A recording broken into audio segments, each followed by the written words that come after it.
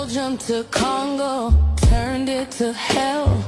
Rubber and ivory children fell. Britain snatched Nile, France took the West. Germany grabbed land like it passed the test. No language in common, just rule and divide.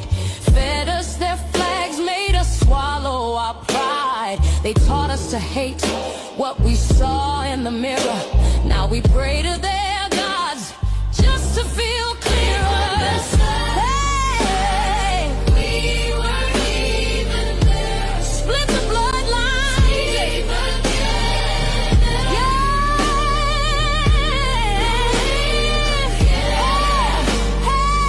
Names not our own.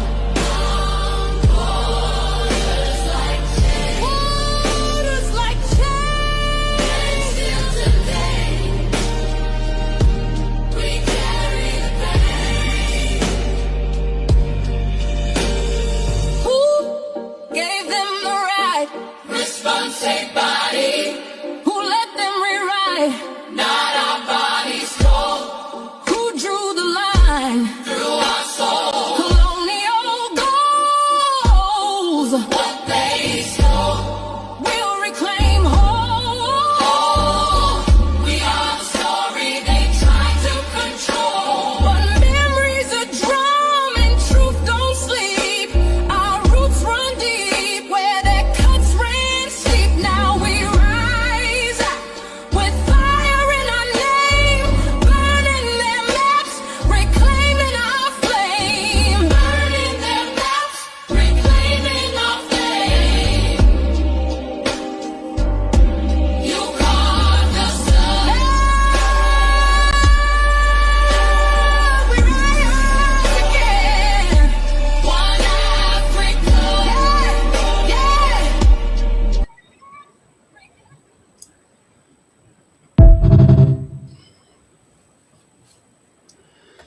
Okay, greetings, everybody.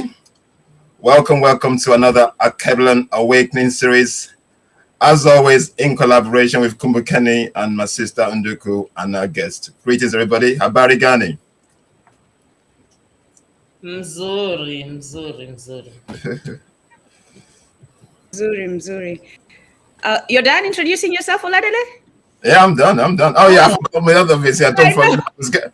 I was getting too excited. Sorry, guys. Excitement today. I do apologize, guys.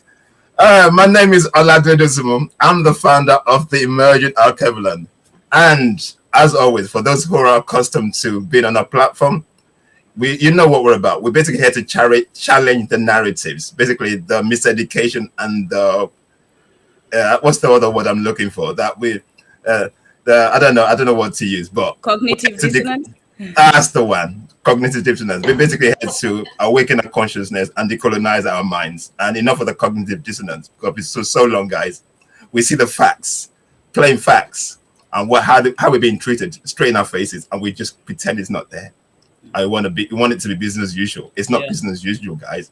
Like we always say, we are at war. The quicker we understand that and start moving like we're at war, the better for all of us. Anyway, welcome, guys. Unduku. Habari gani? Karibuni, asanteni kwa kuwa nasi. What's the news? Welcome. Thank you for being with us. That is Kiswahili, Kiubuntu. It is the language of our unity. I'm looking forward to today's conversation. I really am. I'm looking forward to today. It's needed. So thank you. Yeah. Okay, our elder, Mama Khanyisile, for people who have joined the student, just a brief intro. I know you don't like it doing intro. A brief intro, please. I must do the brief intro. Yeah, do a brief intro of you. Or should I introduce you? Okay, Ali, you want me to introduce you? Yes, please. Okay. I'll wait. Okay, this is my elder, Mama Khanyisile Litchfield Tshabalala. She's an author, she's a historian, she's a South African MP, and she's fearless and uncompromising. She's a warrior woman. So welcome, Mama K. Thank you so much. It's good to be here. People package you. That's nice. Of all the things you said, I I like fearless. We do a society of cowards, by the way. Yes. And I think some of them combine cowardice with ignorance. It's a very deadly combination. You can't be ignorant and still be a coward, because then you're going to kill us. And we are going to justify why you are killing us. Anyway, tuned in from Emerging Alkebulan, from Kumbukeni, from those who just saw it on YouTube and tuned in across the continent, we greet you. And taught me to say Habargani, which means how are you? Isn't it? Yes. Okay. I'm excited to be here. Absolutely, we're all excited. Sorry, the last but not the least, Khanyi, same surname. Introduce yourself for the first time on the Emerging Alkebulan and Kumbukeni platforms. Who are you? Tell us who you are. Tshabalala. Pretty got a lot to live up to. Same name as well. Hi, everybody. I'm Khanyi Tshabalala, and I'm the founder of Seize the Light Foundation, dual qualified lawyer, and Pan-African Youth Member of Parliament. Are you not going to say anymore? I'm going to leave it there for now. I think they'll find out more about me as we go along. Fantastic. Yes. Okay, guys. Our topic today, okay, before we go into that, I'm not even going to talk about the topic. We're all aware of the overreach that's actually happening in the world today with America and Iran basically doing what they do best, basically destroying everything in their path. So we're going to start with that conversation today. Basically a few minutes, just touch on that. I'm going to let my elder start first. Mamake, in terms of what's going on in Iran, Iraq, Israel, what's your thoughts? Oh, I think I posted something on YouTube that it saddens me, and I see that's the one that a lot of people are. I think it speaks to their hearts too.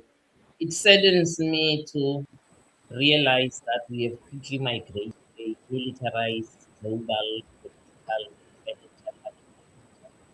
So we are back in 1300s when the mighty can invade the weaker, and they can actually even collaborate and come together. So we are back to the Berlin Conference, where Western Europe and America and whoever is the ally can come together into a country and remove a leader they do not like. It's got nothing to do with the people in the country. It's a leader they don't like, and they don't like leader because they stand in the way of neoliberalism. What is neoliberalism? It's a system that says capital, the rich must get richer and the poor poorer. Neoliberalism that says governments have no say in the governance of the in other global institutions. Capital has a. So if you stand, actually they say the government is the post office between capital and the people. So if you are Iran and you say, no, that can be true, we want to run an Iranian revolution, but we're also producing oil which they want, then we are standing in their way, which was the same situation with Venezuela. So what saddens me, which is what I tweeted, Iran has done, defend our national sovereignty. We can't defend our self-determination. So in essence, we are not free because freedom needs to be defended. Otherwise, you will be reconquered again. So for me, what's going on when I realize how from Ghana 19 we have neglected our defense forces. In fact, most African defense forces are not even in the 20th century. Some of them truly are still in the 19th century. A trickle in the 20th. When you ask Google, it tells you South Africa, Nigeria, Algeria, forget what's Egypt, are trying. But I mean, I know our defense force, and I can tell you that we can't do what Iran did. We can't fight back against the US. So, and if that's our example of a defense force that's strong, I don't know about Egypt and Algeria because they are cited. I know the Nigerian one is not two. At least I can talk about the two that I know. So for me, I'm sad because it means We can't change the situation, Oladele, if we put a government that they don't like. If MK wins election tomorrow with a constitution that says we are going to nationalize our mineral resources, a constitution that says we are going to review that same constitution because it doesn't favor Africans, it means they can invade in the morning and finish in 2 days and install whoever they want to install. I'll leave it there. It's a sad situation for Africa. Yeah, and like my sister said, and this is my thoughts.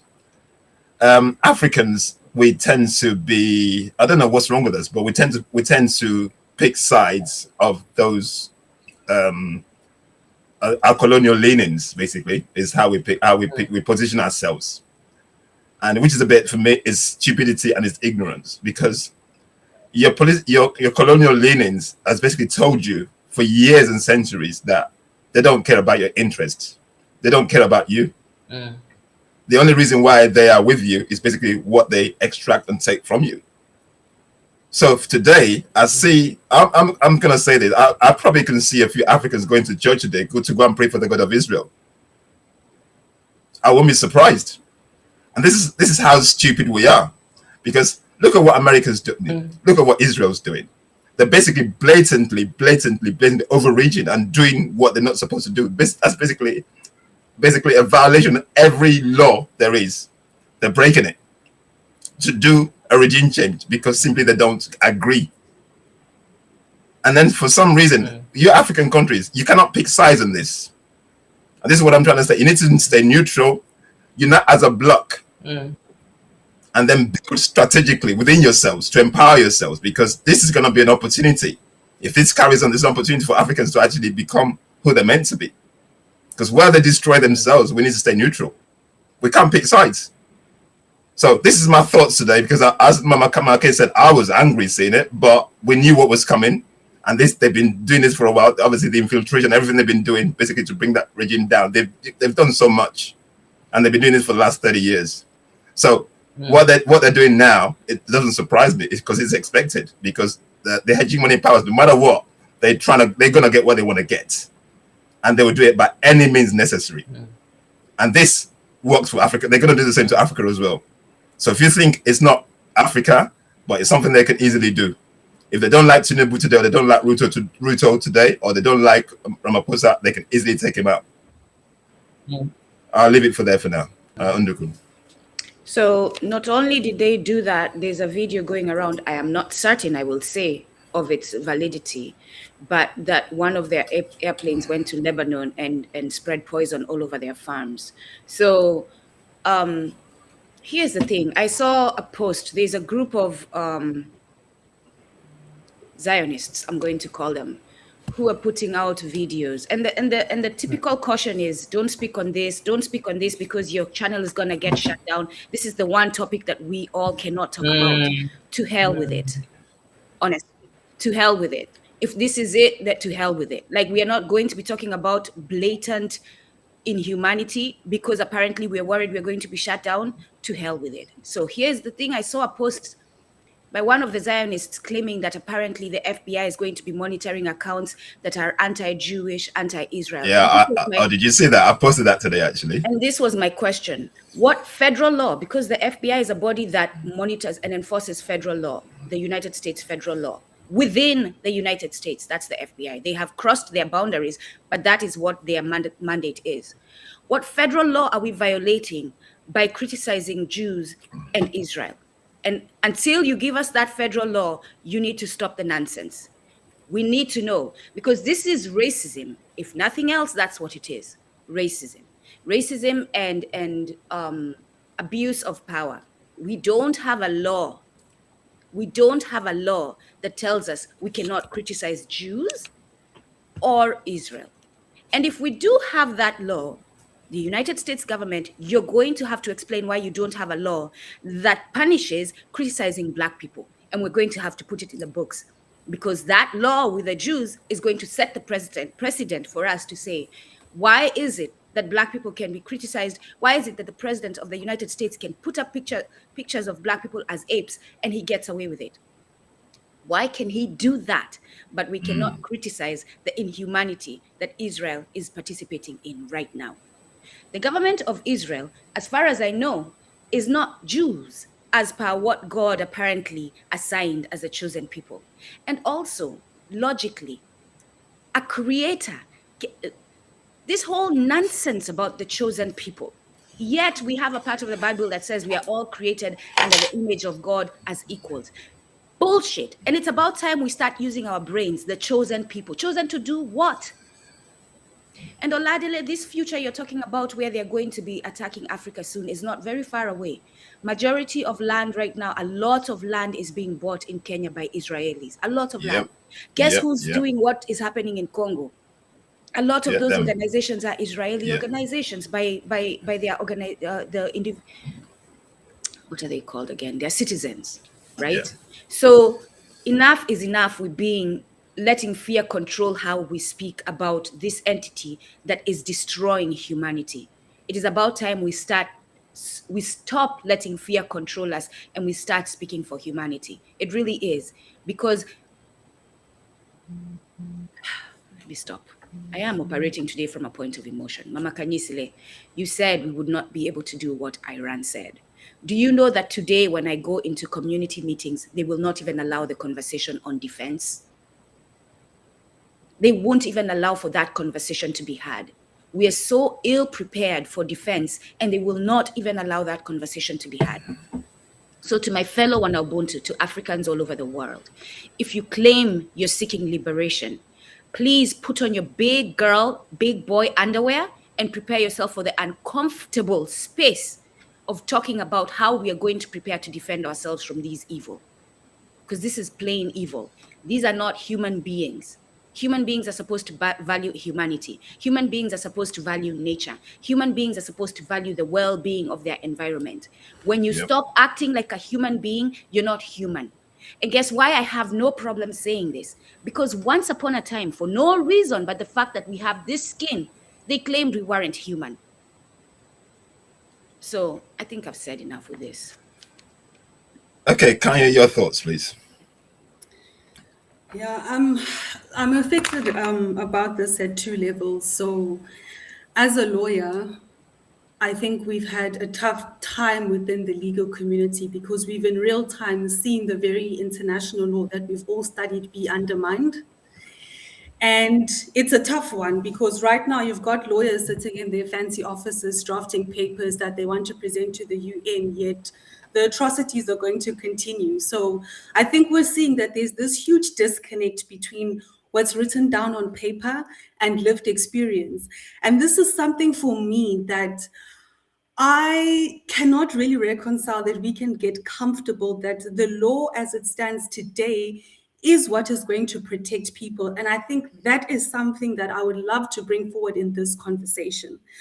Nduku mentioned the point about the creator, and this morning I was actually thinking about, the Bible actually tells us that we are not humans, because if you claim that we were created through somebody else's rope, you've already dehumanized us in your creation story. So we actually can't get surprised that we're not seen as human, and when it comes to the law is there to protect humans and humanity. So if the line is already drawn, I think we need to wake up and realize we cannot keep waiting for the UN or whatever other international bodies to save us. We need to decide for ourselves, how are we best going to protect ourselves? Because what's on paper and the lived experience, there's a huge disconnect. The second point I wanted to mention is, as a South African, right, I'm deeply affected by any atrocity that happens in another part of the world, because that's what happened to us. And we see in real time, people don't believe you. People will say, oh, it wasn't that bad. Because remember, what you're seeing is a very sanitized version of the events. It's not, and right now, social media technology is so well progressed that actually we're lucky that we're seeing what we're seeing. When what was happening in South Africa was happening, journalists weren't allowed into the country. Recordings were deemed illegal. People were being imprisoned for no reason, just because they were trying to show what was happening. So for us, it's always sad when we see events happening where we know what systemic oppression feels like. We've lived through it. And yet people will tell us it wasn't that bad. Just forget about it. Okay, thank you very much. Guys, today's topic is basically one of a sensitive one for those religiously indoctrinated people. Because and I'll put it out there. So for those of you who come onto a platform, you know what to expect, so don't be shocked. The topic today is how patriarchy destroyed the order of nature. A lot of religious people would defend this, saying, "Oh yeah, because obviously God is a man in the Christian religion, in the Islam religion, God is a man." So basically, and I often ask this question: if God is a man, so what about your mother? The mother that birthed you into this world, that carried you for 9 months, where does she fit into the equation? Because without the mother, there'll be no man. So make it make sense. So this is basically why I want to break this topic down today. So before we do that, there's a particular video that we're going to share. It's about half an hour. We probably won't go that long, but it's just give us a brief introduction in terms of misogyny. Misogyny, which is basically what patriarchy has caused. Demeaning of women, the way we look at our mothers. And as a man, I'm a man. Obviously, you can see I'm a man, and I often say that my phrase is always, "How can we men demean or say we're above our mothers when our mothers are the ones that birthed us into this world? How can you, in your own sane mind, say you're above your mother when she gave birth to you?" Make it make sense. Unduku, let's go to that video, please. Let me know when we start if the audio can be heard. Yeah, okay. So guys, stay tuned. This is going to be a very interesting conversation today. So don't stress.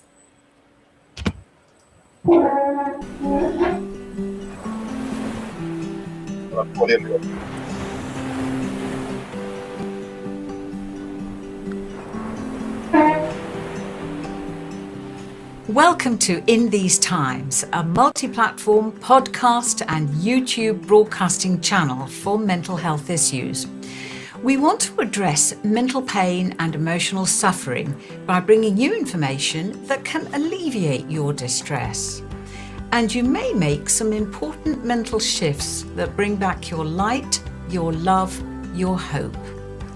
Please use the Contact Us button on our website to let us know your deepest troubles and concerns with your mental health. Help us to help you. Now, does anyone care about misogyny apart from women?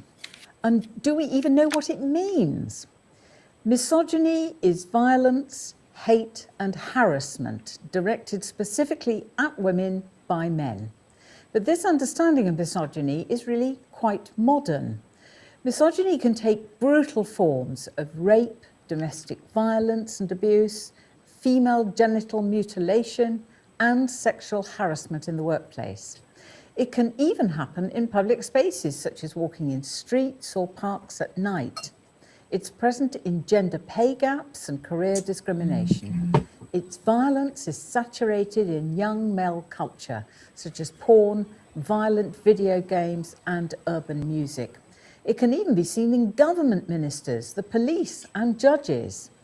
They have no legal punishments to deter men from such actions, and they appear not to understand the trauma of rape, groping, or the harassment and assault of women. Recent protests in the UK about the murders of Sarah Everard and Sabina Nessa forced the question of misogyny back into the public forum. But feminism and the Me Too movements have failed to stop the problem. So is it time for men to give an explanation and an account for their behaviour? Well, with us to help us understand this misogyny is Previn Karian.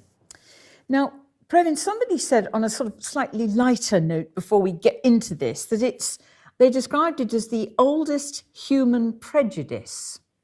And there are lots of references throughout history to it, starting with Adam and Eve, where Eve copped all the blame for what happened to them. And Plato said that men should stick with intellect and women with sexuality. So I think that says it all, really. But of course, of recent times, it has come to something truly horrible for women in terms of terror and hate and aggression and violence. And so we are talking about real hate from men to women, aren't we? Yeah, and those references to Plato and Adam and Eve are absolutely right, because once again, the problem of misogyny cannot be solved by looking at it as a cultural issue or something you can legislate against, although there urgently needs to be legislation to stop men being misogynistic and conducting the hate crimes that they do. But it is a psychological problem, Chrissy, and it is a mental health issue. And once again, because the pharmaceutical industry don't have a drug that can cure us of misogyny, it doesn't appear anywhere in psychiatric manuals, but it is a disorder because it is a state of mind, specifically in the male brain, that feels a need to terrorize women, to humiliate women, because actually, when you strip away all the machismo of the male persona, when you strip away all this bravado and posturing that men do, they are very scared brains inside the male skull. And this is something that needs to be understood without trying to shame men, by the way. This is not an occasion to simply attack men. What we need to do is try and ask ourselves, where is the problem of misogyny located? And it is clearly not in the law, it is clearly not in culture, it is somewhere in the human brain. This need from men to attack women in this way, which indicates that actually the fundamental root of this is men are terrified by women. So they are emasculated, are they, by women? That's what we do to them. It isn't what women do to men. It is something more fundamental than that, Chrissy. So around 15 years ago, I went to a seminar up in London at a Lacanian centre. And somebody called Jean-Jacques Bernstein from Paris came over. And he was talking about Lacan's idea from Freud that men think of themselves through their genitals, okay, which is the penis and the phallus. And so men actually think like that. And Bernstein made this incredible comment, and he said, that's why men are dickheads. Okay? Now, I took that away as something way more profound than men being dickheads. What it told me was that women can give birth to children. Men will never do that. Women have a relationship with the earth and with cooking in their stereotypes. Men rarely do. Men don't have a fundamental relationship with life. They have short, shriveled phalluses for most of the time. They can't experience sexual pleasure like women can. They are inferior. They can't give birth to a child. They don't know what giving birth to life means. Men, psychologically and biologically, do not have a relationship with life. That's why they are terrified of women. It's not about emasculation. It's about the fundamental biological, psychological makeup of men. They are terrified. They are inferior species. The thing is, there are lots of grades of misogyny, it seems to me, and we will look in a minute at what happens in the case of rapes and killings, which are truly terrible in society, and I think everybody agrees. But on a lesser level, you know, I think having worked in an industry where it was perfectly normal to go around pinching a girl's bottom or make comments about how she looked or grope her.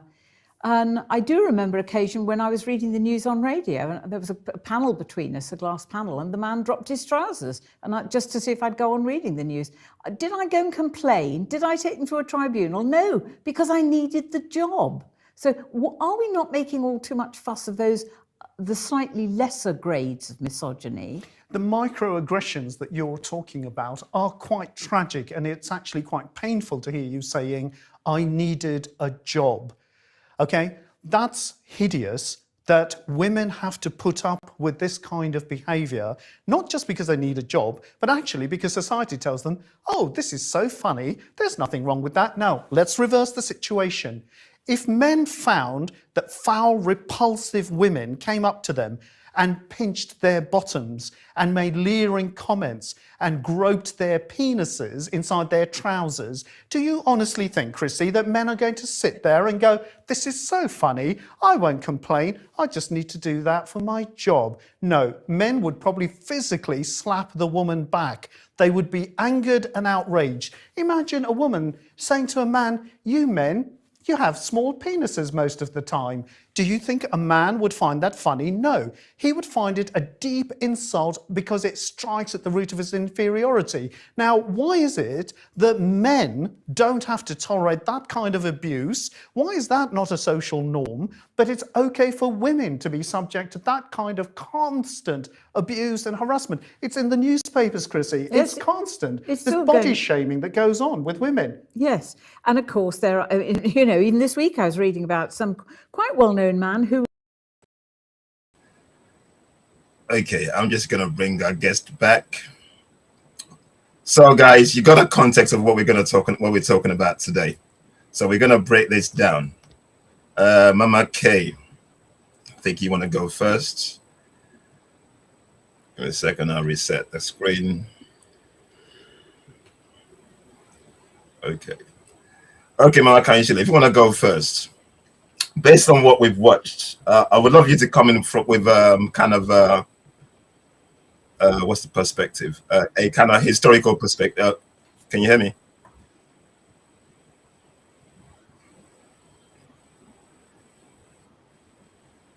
Yeah, we'd love you to come in with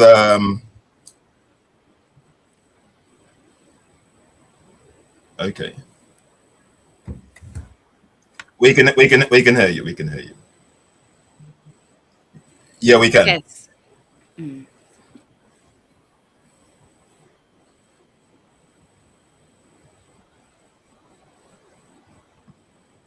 Mm.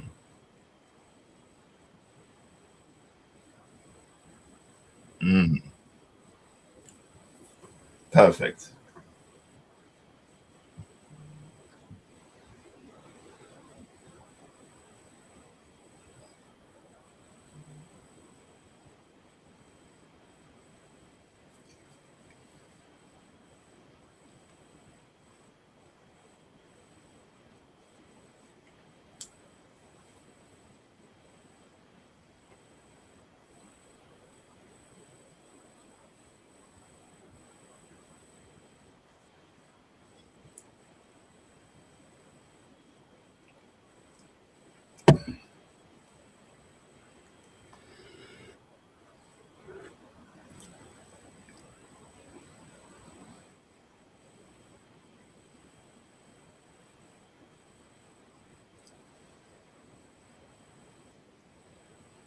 Mm. Oladele, apparently there's no audio. There's no audio, let's yeah. Pause. Hold on. Mama Khanyi? Mama Khanyisile, we can't hear. They said they can't hear you. To those in the chat, can you hear myself and Oladele? Can you hear us? Can hear me. Hold Okay. on, Mama Khanyi. To those in the chat, can you hear me and Oladele? Yeah, can you just respond? Can you hear me? There's no sound for viewers at all. All right, we need to check. There's what's no going on sound with for that. viewers. Okay, give me a second. Can't hear. Okay, bear with me. Just bear with us, guys. Can you hear Oladele? Can you hear us now? They can hear us, but not Mama Khanyisile. Okay, Mama, can you say something, Mama? Okay. Yes, they can. All right, so Mama Khanyisile. Can they hear me? Okay. Yes, they're saying yes. We can hear. Okay, they're good. No, they can't hear her. Can you hear Mama? Can you say yes or no if you can hear Mama Khanyisile, please? Let her speak and be quiet Yeah. for a minute. Mama K, can you say something? Say something. Yes, I'm asking them if they can hear me. They're saying yes. No, they're not. They're saying yes to us too. Oh yeah, we can hear too. You can hear her? All right. Okay. Yeah, they can hear Now, you. yeah, now, yes. Okay, carry on. They said no. Yes, yeah. Okay, carry on. Okay, so they didn't hear the whole thing that I shared. Yeah, want to start again? Yeah. Am I starting afresh? Okay, Okay. please. I hope it comes out. I hope it comes out the way it came out. I'm saying my response to the video. One is that I hope that the people who have chosen, especially Africans, now realize that the issue of patriarchy is inhuman. One, but two, that it is not synonymous with humanity. There is no culture that can claim that this is cultural. Women are underdogs and men lord it over women. There's no culture that can claim that, because gender roles are a societal thing. Gender is a social construct. So there's a point in time when humanity decided that men are the actual thing and women and children are the parcels of men. There is a point in time. Because if you go back to eras like, I watched a whole series of Queen Jingambande of the Umbundu people, now northern Angola, who fought against Portuguese colonialism. I watch her and I'm like, okay, women there didn't even have it 10% as hard as I am having living in South Africa in a constitution that is acclaimed to be the best in the world, in a so-called democratic country. I mean, what this whole continent is suffering now and the whole world cannot even be compared to what women had to put up in those times. I remember a scene in the movie, actually, where because a lot of the Angolan Africans slaves in Brazil.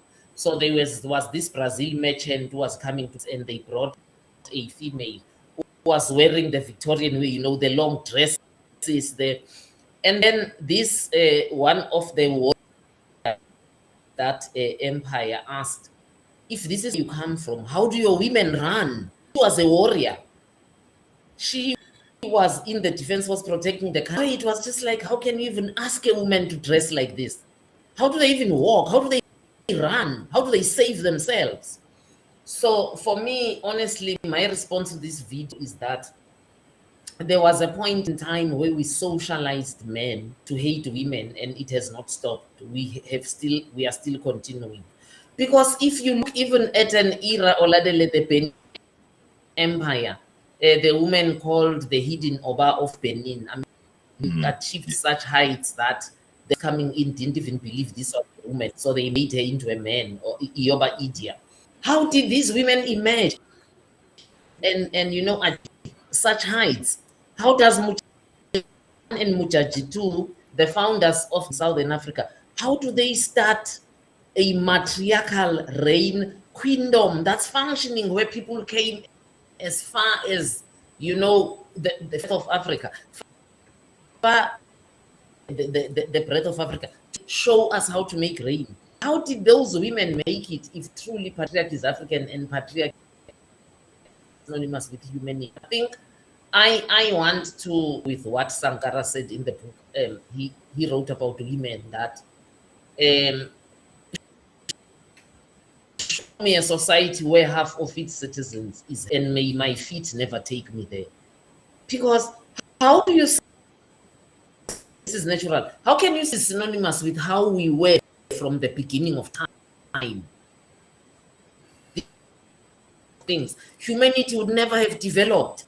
The society held in silence, and humanity came. Now I'm going to talk about Africa. How is it that pre-colonially we achieved than we have achieved when Christianity, Islam, capitalism came in and taught us what they call the natural order of the head, the women and the children are the. We have regressed because we are keeping half of society in silence. So I think for me, honestly, my response is to that white man. I take my hat off for him. He's not denying it, that it happens with white people, because white people easily say, oh, it's an African. It's Africans who are patriarchal, not us, we are democratic. It is a white man, but two, he's actually saying it not only as a white man, but as a man. The problem of patriarchy. It's hating women. You are just a hater. Any patriarchal person is a you don't like women. You hate women. Deal with hatred. That's what it is. He has put the nail on the head. I think Oladele, I'll leave it there for now that people can come in because there's 3-4 with you of us today. Okay, no worries. Khanyi, what's your thoughts on the video? I think for me, I was thinking about the video in context of the topic. And as Mama K is mentioning, there has to be a point in time where gender became a construct, you know? Because I was actually thinking if a male and a female were born, but we couldn't identify them biologically that they were actually male and female, the only way that we differentiate both genders is because of their sexual reproductive organs. But let's say that was hidden until the age of 18. Do you then think that men and women would be treated any differently? No. So for me, I was thinking that I think we need to narrow down where the issue lies. The issue lies in reproduction. And if you look at all the laws, especially in regards to women's health, even if we look at modern medicine, the target has always been the womb. It's always about women's reproduction. And when you think about it, I think for me, you wonder what is the obsession when it comes to women's reproductive health? And in my view, I think to some extent, men and women can do everything. Like each of them can do what the other can do. The only thing that women can do that men can't do is give birth and create nature, create life. So I think for me that maybe that mindset, that misogynistic mindset stems from a jealousy that men can't create life. And you know, with these scientists and the people in the medical industry and with all the experiments that they've undertaken since the beginning of time, it's something that they can't replicate. And I think that is the underlying root cause of this deep hatred, because these people have managed to replicate every single other aspect of nature. When it comes to your pharmaceuticals in the medical industry, they've managed to replicate medications, treating certain types of conditions. But when it comes to reproduction, it's something that you can't replicate, right? Even if you do, it's artificial. And those kids come out with real deficiencies. So I think for me that we do need to sort of focus and narrow down the underlying root cause of this hatred, that you even in itself, the fact that you will say men and women are equal, but women must prove that they're equal to men. I don't think that scientifically can ever be true. You have and again, the dichotomy that's been created, we seem to forget the overarching is humanity. A male and a female are all human. You deciding to separate the two, that's a social construct, right? So I think that the underlying cause is with regards to reproduction. And if we look at the law, if we look at the Bible, inheritance, and how we've evolved as a society, I think for me, that's where the underlying hatred stems from. Brilliant segue. Undercook, have you got anything to say on that before I pass it back to the cause of it? What's the interest in this? Is today Sunday? Yeah, it is. Right. Yeah, we're in church. I do have something to say about that. So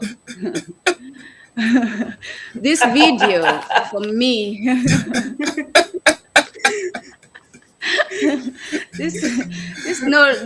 I recently asked a friend, this friend, just a side note, because sometimes it's nice to bring in the humor.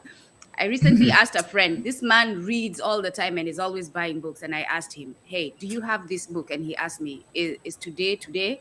And so I was like, perfect moment to use that joke. Anyway, this video emphasizes for me the importance of looking at life from an African perspective and the need for what I'm doing right now and what was started before me, this is not something I started, to build an Afrocentric education system for our children and for generations to come, right?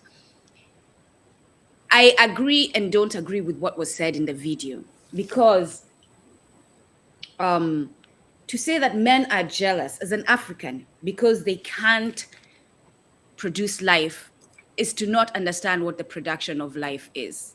There's no life without man. There's no life without woman. That's just how it's set up. Life cannot be without one of us, right? So men cannot be jealous because they understand and they know that they have to give you the seed for you to carry the life. So as an African, we understand that. The conversation has already become Western. Immediately they say that. And it's I'm seeing this clearer now as I do my readings for school now, and as it's shown how we have been conditioned to think from a Western perspective on everything we do, right? This idea, God is a man. God was never a man in African culture. Mama Khanyisile, you can speak on this further when you come back in, right? God was never a man. For us Africans, God was never a man. And all the stories, just in Kenya, all the stories, man, woman, man, woman, man, woman, the first man, woman, man, woman. There was never woman, man. It was understood that God comes in all forms that you need support for. The creator, you can reach out to the creator for fertilization. That area is feminine. You can reach out to the creator for support in war. That area is masculine, right? This is how we think. And I said, again, Mama Khanyisile will speak to this further because she has done much more research on this area. So I'm going to ask us all right now to do the best we can to shed our minds of the Western virus that we all carry, so that we can look at this conversation from an African perspective, because that Western virus is blinding. And if we're going to go back to healing our community, we must return to who we are and have this conversation from an African perspective.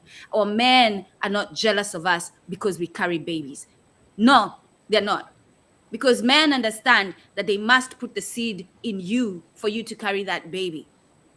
So the question we need to ask, and the focus that I hope that we end up going to, is colonization, enslavement, and this is going to the question that Khanyi is asking, when did this happen? Economic displacement, cultural erasure, spiritual dislocation, criminalization of Black masculinity, systematic humiliation and emasculation of our men, right? And then we haven't even talked about the introduction of alcohol when they first invade our continent, because that's a big thing. It came up yesterday in the movie that I just shared about apartheid in South Africa. It was a big thing to take the man away from his position. And when you're influenced, your fears are heightened. You're not behaving in a way that you do when you're not influenced by alcohol. So there's so much more to talk about our men and what happened to them before we even get to jealousy. Jealousy is not even a part of this conversation, because to go to jealousy is to blame our men, right? We're not doing it intentionally, but we're laying the blame now at the men instead of laying the blame where it started. Who infected our men with this idea that their woman is not valuable? Because back in our African culture, everyone is valued. Everyone is seen to bring benefit to the community. No one was looked upon as inferior. There was no such thing as men stand here while we are praying and women stand behind us. Like a little boy is standing in front of his mother. There was no such thing. So I hope we have this conversation from an African perspective. I appreciate what was said from the video. Yeah. But the way I'm looking at things now is I hear it and I slice it to take away the Western as much as I can, and then bring it back to have the conversation from an African perspective. Our men are not jealous of us. Okay, and this is an Afrocentric conversation because it centers around us and how we can build ourselves up. So, based on the video and based on what we've all said, Mama K, what I want you to come in from this angle. This is religion. Is being used to entrench this misbehavior. So they use the Quran, they use the Bible to basically entrench this behavior. And this is basically one of the most catastrophic things that's ever happened to Africa, when they imposed these religions on us. For those of you who are listening, we go there because basically we say as it is. Religion, Christianity, and Islam are the two major things that's messed up Africa's mind today. That's making us think that our mothers should be subservient to us. So let's go from a religious angle, Mama K. Just give us a historical perspective of what you think and how we got here, and then we can tie into what Nduku was saying and what Khanyi was saying.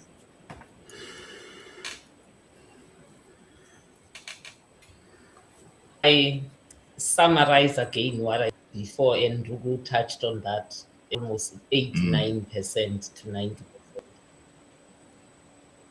Patriarchy is not the natural order of being. Otherwise, society would never have developed. Place when society, because gender is a social construct, remember, it's not biology. To say a woman is nothing is not biology. You're not born nothing, you're born a human being. So to be told you are nothing is a construct. There's a place time when society decided to change socializing human beings, and they socialized superior and inferior beings. The men, the women being inferior, the children don't even feature, they just became the property of men. And I will talk about something called customary law. Because while we are told that we are oral people, we did not write, our languages were not even languages, they were just sounds. The funny thing in Khanyisile Tshabalala, my namesake, because we are a lawyer, is that of all the things that are not real, one thing is written, and it is the same Cape to Cairo, Morocco, to called customary law. It can be called differently. Some call it traditional law. The tenets of it are the same. It has got three main principles. The first one, that the man is the head of the house. The second one, that therefore the children and the women are the property of the man. Thirdly, therefore inheritance shall be by the firstborn male of a family. Now you tell me, under Njingambande, who was the reigning, she would have said, no, my daughters don't inherit, only my sons will. Under Mujaji 1 and Mujaji 2, where only females can go on the throne, she would have said, you will be my successor, but you can't inherit because you are a girl. I mean, under Ya Asantewa, who led men to war, to fight to protect the national altar of the Ashanti people, she would have said, no, women and girls are nothing. This is not the natural order of things. This is colonization. And colonization found sneak it in. The funny thing is that it even connects the same topic we started in passing, because we couldn't avoid the attack of Israel and America on Iran. Colonialism realized that at a certain point, they will fight to be free. But when they are free, we need to make sure that the colonial system continues. Because colonialism, yes, primacy, no, yeah, that's a byproduct. They needed to know that through the colonial army, the colonial administrator, and they raised down their flag and we raise ours up.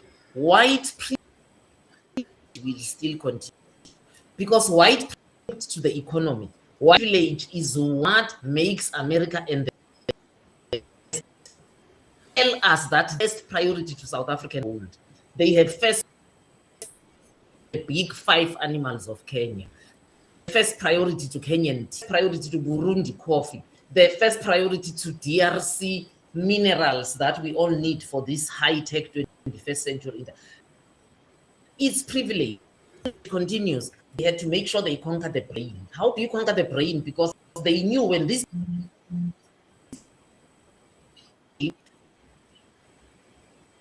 what was Ngoni? Okay, what was Ngoni before? So we will keep finding pieces of themselves to make sure they don't go.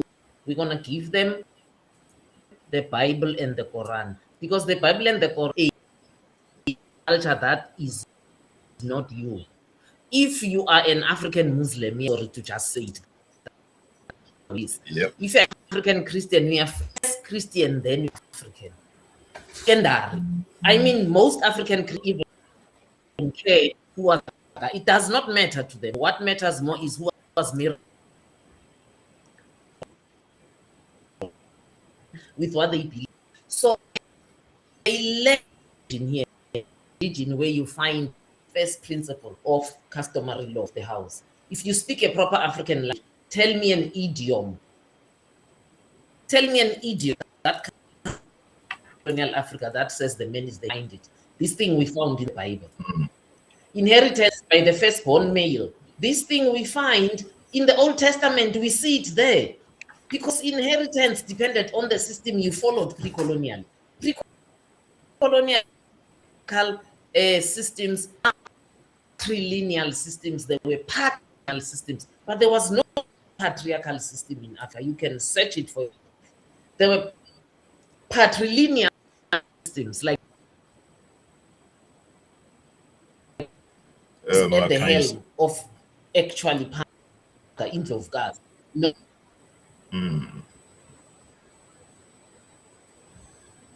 Mama K, you're cutting out. Your internet's breaking up a little bit. Oh, where did I last end? I was bringing it to an end. Where did last year? Oh, we're talking about patrilineal. Yes. So most patrilineal society, patriarchal, no, because patriarchy is based on the three principles of it. Patrilineality simply means father surname. Inheritance will be through the male, but it does not say that women are nothing. To counterbalance, in the Indlu of Gazi, in Zulu, Indlu of Gazi, in Swati, was about, which means there was a check and balance there. And then women controlled agriculture. So you will find a straight society. I think I fully agree with Ndugu.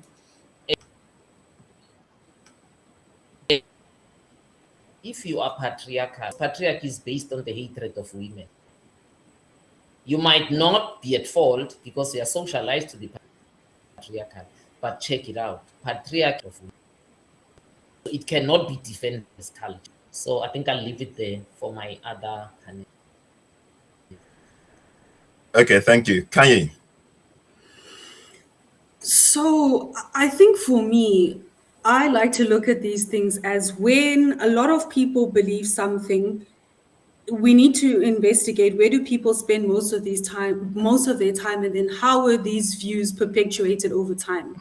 So 2 places would be in the home at your foundational years, and then at school, and then you go on to work, right?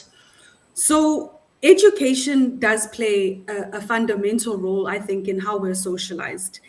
And let me begin with the journey, I would say, from 0 to 7. That's where your brain is still developing. So how you perceive the world is developed from the age up until 7. And for a man, it would be in terms of how you view women, it would be determined by what was the relationship that you had with your mom, and also how were you mothered, right? So if we look at where society was at that time, and I'm looking at like I would say World War I, World War II times, people were not in the right frame of mind, and the quality of parenting or the mother-child relationship at that point, I would say, was not necessarily the healthiest relationship. And that becomes highly relevant because a human's emotional body is actually developed in those formative years. So how you see the world is developed in those 7 years. It's very difficult to change a person's mindset after a certain point of time. And as humans, by the age of 26, your prefrontal lobe is fully developed, meaning that whatever I've been socialized and whatever I believe, whether that's through family life, academia, or work life, I believe to be true. So when we look at I would say, one, mental health plays a critical role in how people understand information. So what a lot of people, I think, overlook is our nervous systems are very dysregulated. And if you look at the West, the dysregulation happened as a result of the wars. And as much as they don't want to acknowledge intergenerational trauma, we know that those things exist, right? And if we look at Africa, it would be the same, where it's colonialism and neoliberalism and everything that's been plaguing us as a community. These traumas, they really do sit within our psyche, right? So it's very difficult now for people to understand what we're telling them today, because a lot of people are not mindful. I will tell you something, and how you interpret that information, basically it depends on where your nervous system is today. I could say to you, Nduku, men are evil.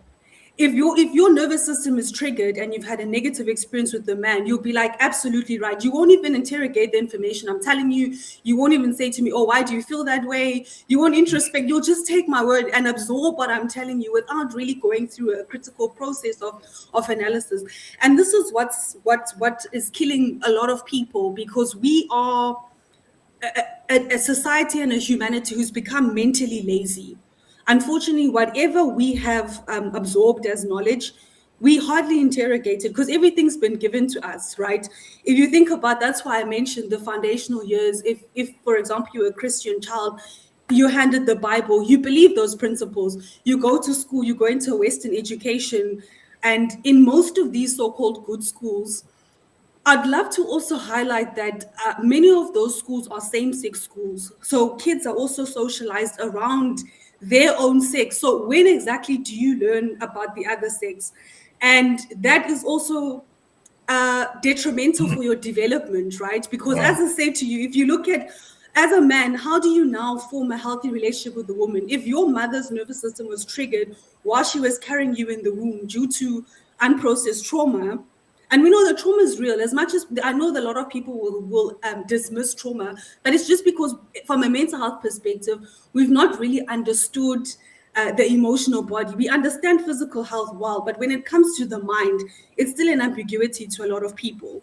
So you as a young boy, if you've had an unhealthy relationship with your mother, not by your own doing, but because of intergenerational trauma, perhaps you've had a father who was socialized into religion, believed he was the head of the household, treated your mother really badly. That's all you've ever seen. And then you go to a same-sex Christian private school because that's good education. And then how do you think you go out into the world and see women as your equal and they deserve equal rights? I think we're asking a lot from people, where is there any positive socialization when it comes to the genders? So I think there's a lot of within the timeline that I've highlighted, there's a lot of points where we can sort of point to and see. It's within the home, it's within the trauma, it's within how my nervous system how well my nervous system is regulated, how I'm able to process information. Because at the end of the day, everybody has prejudice. Everyone is biased. And anybody who says they're not is a liar. I could see somebody with a nose piercing. If I don't like people with nose piercings, I'm going to conclude that, oh, I don't want to talk to that person. But that's, again, it's a reflection of me. It's me being mentally lazy and not overriding my lower brain and saying, actually, I need to get to know this person and have them rather prove me wrong versus just me saying, again, just me saying, oh, I don't like people who have nose rings. And I'm using the nose ring because I know that Mama K has one. But yeah, that's why.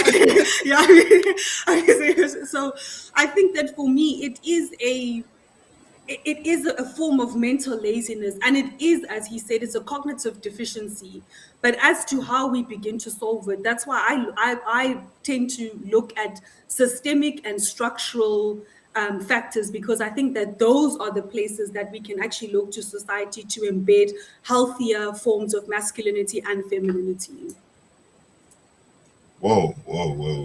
I love your angle, Khanyi. Good to have you on board. Thank you. Nduku. Khanyi over here just checked me because I'm at the point where now, like, if I see a weave on your head, I'm not talking to you. No. If I see you with fake nails, it's gonna take a little extra energy to talk to you. No, I'm serious. Like, so I'm being held accountable. Like, because I'm walking around looking at people with weaves, I'm like, you know, and I immediately I start like disrespecting you in my head. So I need to check myself with that, and see the value in the person, and not the weave on their head. Anyway, moving forward. If the tree is sick, examine the soil, not just the branches, right?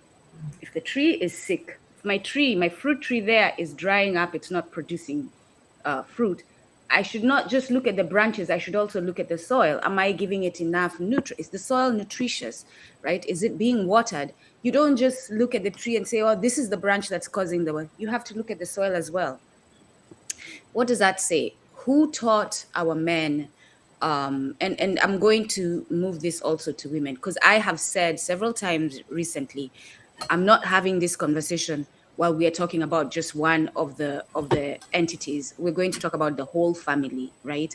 And I'm glad I am with people who understand the importance of that and who will open their arms to that approach of having the conversation. So who taught our men not to respect us? What system rewarded domination? What system rewards domination? What spiritual framework replaced balance? Right? What economic structure removed men from their roles as providers and protectors? What models of manhood did colonization promote? So we we don't even pay attention to TV and how TV and advertisements are used to push messages to us. We had a live session on TikTok where we addressed this, right? Communication, how it's used to program us. There's a show, Family Guy.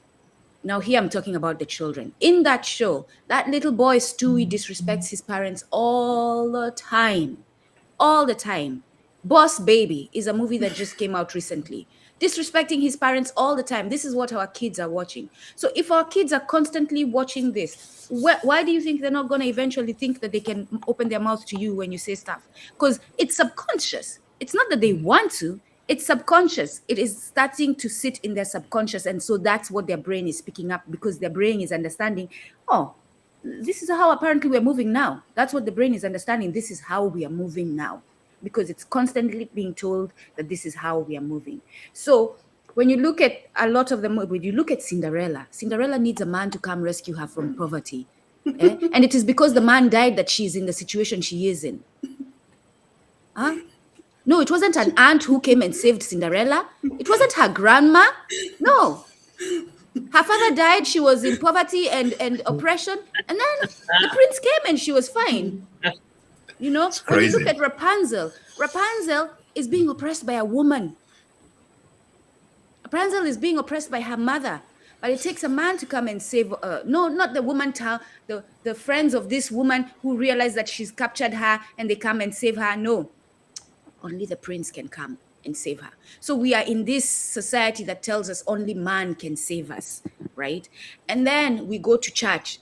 Catholic, me, Mama Khanyisile, I know you're right there with me. We grew up under the Catholic Church. It says to us that we are not worthy, we as women, to speak of the word of God. We can't come in front of the congregation and speak and tell them and lead the church. Only men can do that. For generations, this church has spread this message that only men can take roles of leadership in the Catholic Church. And the Catholic Church has dominated a lot of our spaces. So how are you, as a community, then going to have value of women if every Sunday and every time you're seeing that only men are responsible for this, right? And then there's the fact that our God is man. If your God, the creator of everything, is man, and you as woman is accepting that, you have by default accepted a submissive role to the man.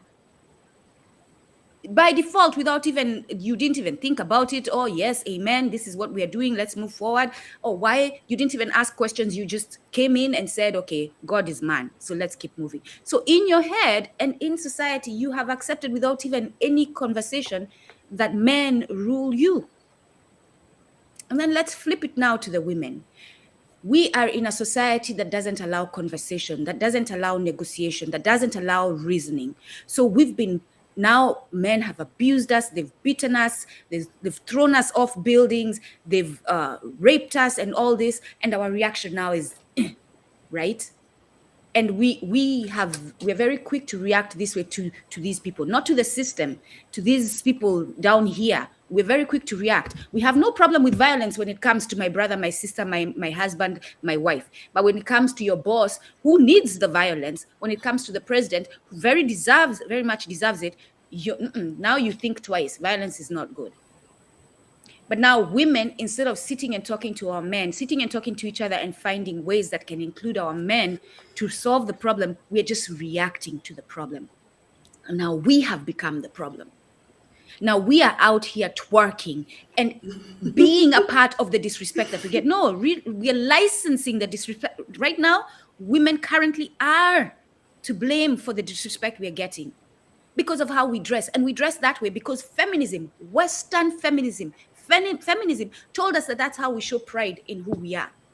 And we as Africans, because we are thinking in a Western way, we were like, oh, I can show my boobs. That's womanhood. That's me standing for my womanhood. I can show my ass. That's me standing for my woman. I'm so tired of seeing muffin tops. Like, put your muffin tops back. It's not cool. That is not embracing your womanhood at all. Because in you dressing, I saw a video recently. This mother in the kitchen cooking with shorts, these shorts that now apparently half your ass has to be out. I didn't know when this law, you all tell me when that memo went out because I didn't receive it. I'm walking in New York last summer and all I see is backsides. Like, I'm not joking. The short is cut where the chick is coming out on both sides. That's a mother. The son is in the kitchen with her. You tell me how that son is supposed to respect you. Because the son is seeing elsewhere in community that we are supposed to cover up. This is a respected woman is supposed to cover up. Don't think that just because you're not Muslim, they're not seeing Islam and how Muslim women move. And if your son has any inclination of critical thinking, they will start asking them, comparing things in community. Why is my mom dressed like this? Mm-hmm. So, yes, it started with the system that conditioned our men. And then our men were behaving a certain way. And our men conditioned us.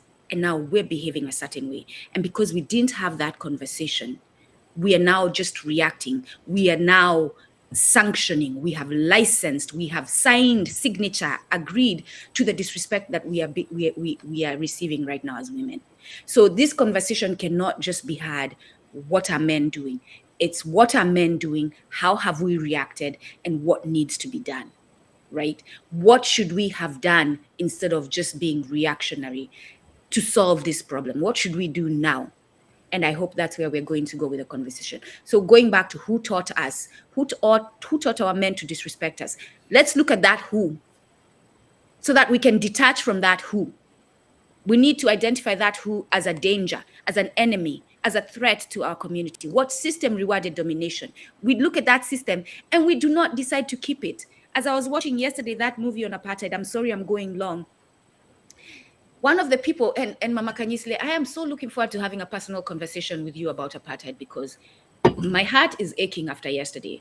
A lot of the people who led the movement were reverends, Christian reverends. And Christianity tells you to turn the other cheek, right? So what spiritual framework replaced balance? We must detach. I'm sorry. I keep hearing our people, like people who are in the culture, talking about, I don't mean to disrespect your religion. I do mean to disrespect your religion. 100%. I want to disrespect it because it has caused harm in my community. I'm not apologizing for making you feel shame as a Christian. I want you to feel shame so that you can detach from that virus. I'm not apologizing for criticizing you as a Muslim because I want you to feel shame so that you can detach from that virus. To send these mixed messages is what is our problem right now. If we identify a problem with religion and what it is doing to our community to harm, we cannot at the same time apologize for pointing that out. We cannot. Yep. Some of these conversations must be black and white, pun very much intended. So I agree. Let's deal with the source of the problem, and let's understand, like, to go to healing, we must detach from the things that caused it. Okay, based on what all you three beautiful ladies have said, as the only man here, and I'm coming from a father, from a dad, from a grandfather's perspective, and I often say this, and people hear me say this. My mother, my wife, my daughters, my granddaughter. What kind of legacy am I leaving for them if I'm telling them that I'm above them? That there's no equity. For all the men out there, if you're a father, a brother, just think about it. The source, what caused it? Religion. Right on my case, giving us a historical background, we were never patriarchal. Patrilineal, matrilineal, yes, but we're never patriarchal. What's the source? What enforced it? Like we've all said, it's Christianity. Then they give us the education to basically further enforce it. And then, guys, just flip it around. Just look around you. Look at the society you live in today. Look at the imbalances. See how things are just not okay. This is intentional. This stems from basically the fact that we took the balance away from society.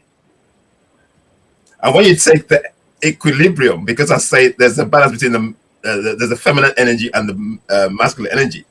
When those energies don't balance, what you have is a deficit. Consequently, you see the things that we're doing today. Look at the war in Iran today. Who are those pushing for it? The man with draining testosterones, yeah, of men. Look at them, and they're pushing these things basically for dominance, which is basically affecting society, our world today. They're pushing people into a war that's not needed. War is not needed. We can actually, the world is so big. There's over 8 billion people where we actually all live in harmony with each other. It's needed if you're making profits. Yeah, obviously. We can live in harmony. There should be no hunger anywhere in the world with the sources and everything we have in the world today. But for some reason, look at us. Patriarchy, men. We distort nature. We distort medicine, we just talk education, you name it, food, everything's now been commodified because of all the distortion, and there's no lack of balance. The fact that we undermine women. If we had our mothers are nurturers, and you bring your mother into a room, she's the one who's gonna calm you down. Our mother in nature is basically gonna make you think differently. But when you have no feminine energy and you only have the testosterone in the room all the time, and if you look in your boardrooms, mainly all you're going to see is men. You have the token one woman or two, but mainly is men. So the lack of balance and the fact that we then push it into the system through education and religion makes it worse. Hence, I'll come to the conclusion that patriarchy has destroyed the order of nature. That was the topic. We come back to the topic. So, Mama K, back to you. Let's go to where do we go from here because of time now? I think maybe before where we go to from now, just quickly, Ndoko, it's about Catholicism. Yes, Catholicism is the mother of all churches. I mean, Protestant churches are born. Yeah, everything came from there. For those who are Christian and have never even... That's what baffles me with people who are Christians. They don't even know the history of Christianity, but they are something they are willing to die for. They don't even know how it Protestants can say we are not Catholic, they are lying, because it is the Pope who when Easter happens in every year, and they follow suit. Yep. Easter is even a Catholic thing. I don't know how Protestants got hooked on Christian. So Christmas, it's a Catholic thing by right. It's not even about Catholicism. I think I want to say it's about Christianity. So in Protestants who allow women to be priests are actually in violation, because that verse has not changed. That verse still says women must learn in silence. Women lead men, women can't lead men. So they're in violation. I don't know how they justify it. So it's not a thing. That's what I wanted to point out. It's a Bible thing, yeah. Yep. The second thing I wanted to point out also is that your origin.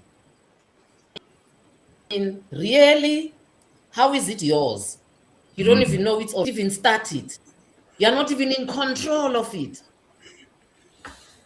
They meet every year. They call it the Vatican, this number. They decide Christianity. Are you aware? That's why each country has a national council of church.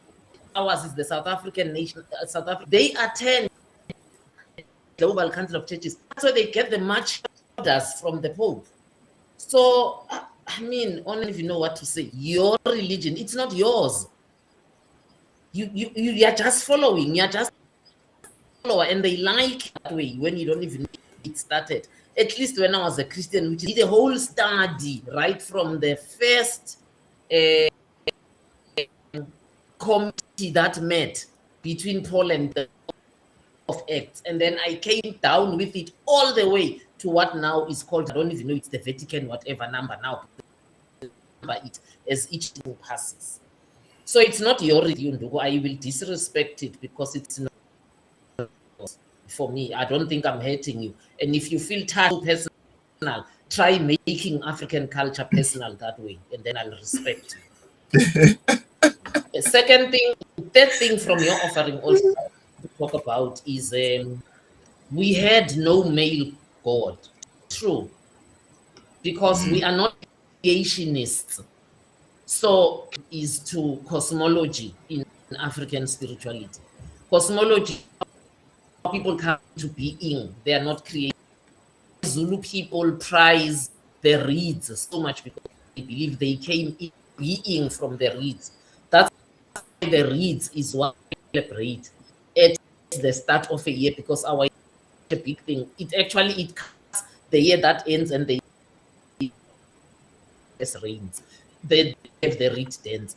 Swati people, I'm sure they also might have lost it. Because I believe came into being from the reeds. If you go and look at that cosmology, you came into being from something. What cosmologists to point out is they are as different as ours, because we are not creationists. It's not a one size fits all. Each culture says this is how we came into being. But what's fundamental about it is none of them where they're coming into being was a particular biology, and the other biology crafted from this biology. Meaning, it's not girls or women that came forth and men and boys were crafted from this, or it's not men and boys and the were crafted from this. Important. So really going cosmology, people came in being, because that's very important. There you will see how much equity is in our spirituality and in our cultures. And with Khanyi, mentioned the very crucial stage of 0 to 7. But I observed the rule that switch off our mics when we are not on the floor. But I laughed so loud, I wish you could have heard it. Because I went to school, I was born again at the age of right through to my matric. I was this dedicated Christian, non-drinking, born again person. I went to school with people who already were going to ship-ins, to else, who already on a Friday wouldn't sleep at home. They sleep at a boyfriend and come home on Sunday or Monday. Don't do all those things. But you're a good Christian. Because they're for the great. No, they found us. Now they think I must find Jesus. Just when you guys were drinking yourself to a stupor and having sex all over the show, it to start nonsense. Doesn't exist. I'm not hearing Helen. Mama Khanyisile's audio is bad. I'm doing Yeah, the your things audio. Oh, Yeah, and what you're saying better is now. Your audio, sis. it's It's so breaking annoying up. I know, when my- you're like my- into what you're saying. It It takes is acting up today. So where do I start? Maybe I'll just start here. All these people I went to matric with were having the time of their lives, you know, doing boyfriends and girlfriends. I wasn't enjoying that. I was a born again Christian. Now preparing for their grave, they fear the stone, they're fearing hell, they found Jesus. I'm thinking, you can't tell me about Jesus. I've lived this all my life. I had enough time to research this and to know that it does exist. It's a dummy. So I've tried. You found knowledge. Yeah. Was not a young person, which means I had a why I researched it. So Khanyi, the nail on the head. This 0 to 7, I am shocked that even this one is now a Christian. My God, I thought I have a whiskey buddy here because that's what they were doing in their teen years. No, they are now holy and mighty Christian. They are scared of the grave. Anyway, ask me a question. I just wanted to pick up all the things that my panelists said. Yeah. How do we move from here? Religion is criminal. Criminalize religion. We are getting nowhere. Religion is criminal. Can I tell you? Only people who have opposed me in me with Iran in this attack, telling them until I thought, no man, I'm going crazy here. Let me go look at these people. 99.9% of them, Jesus is the Lord. So I am talking to people who support Israel because that's what Jesus Bible asks them to do. Detach because there's no. You are African. I want to talk to people who are West African before they are anything else. We need to criminalize religion, and done to us. Ndugu touched on it. I think she must elaborate on it because I've taken so much time. He has criminalized all of us. Christianity has taught us, sorry, religion has taught us violence. Religion has criminal, but also for me, the I through my audio is better again. Yeah, it keeps going on. Okay. It keeps being choppy. Yeah, it's an attack. So, then who need people of South Africa? I'm glad.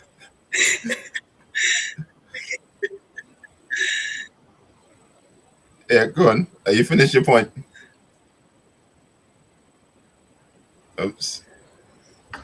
Okay, it's back. Okay.